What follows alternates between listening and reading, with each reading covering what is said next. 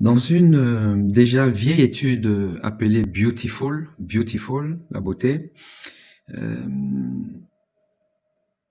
il avait été démontré que chez des patients qui ont une insuffisance cardiaque, c'est-à-dire qui sont essoufflés,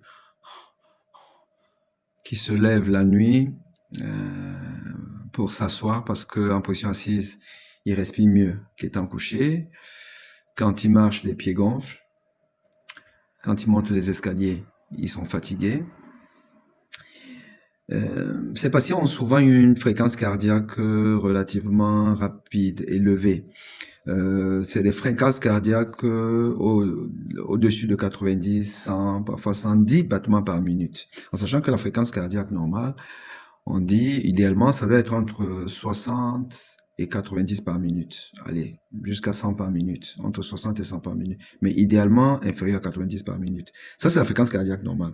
Chez les patients qui ont un cœur fatigué, ils ont une accélération du rythme cardiaque due en fait à une hyperactivité du système sympathique.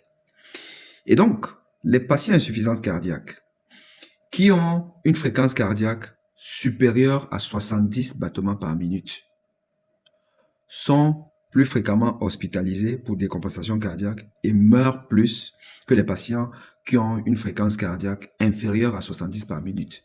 Donc, cette étude Beautiful avait démontré que donner des traitements à des patients, des traitements qui vont aussi ralentir le rythme cardiaque, c'est les bêta-bloquants, c'est l'ivabradine ou encore le procoralan, qui va donc agir sur le nœud sinusal pour ralentir le rythme cardiaque. Donc, les patients de Beautiful qui, finalement, au cours de leur suivi, avaient des fréquences cardiaques inférieures à 70 par minute, étaient moins hospitalisés et vivaient plus longtemps que ceux qui avaient des fréquences cardiaques supérieures à 70 par minute. Donc, la cible d'une fréquence cardiaque chez les patients cardiaques, la cible de la fréquence cardiaque, c'est inférieur à 70 par minute.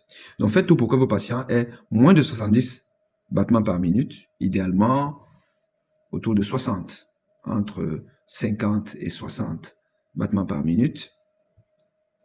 C'est le top. Ça permettra de vivre plus décemment et plus longtemps. À bientôt.